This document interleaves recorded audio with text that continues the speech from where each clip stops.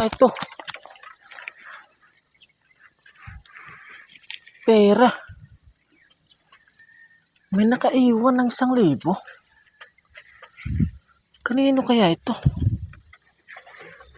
Teka. Nawawalan nga pala ng pera yung kaibigan ko na si Aljun. Baka nga ito yun. Tatanungin ko baka dito niya naiwan yun. Kagabi yun eh. Nawalan sa kagabi ng pera. Baka ito nga yun.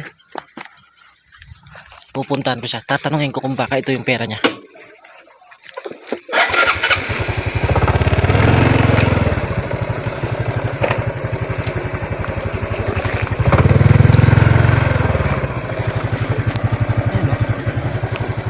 Pag ito yun, matutuwa na naman yung kaibigan ko na yun. Tanong ko nga na naman yan.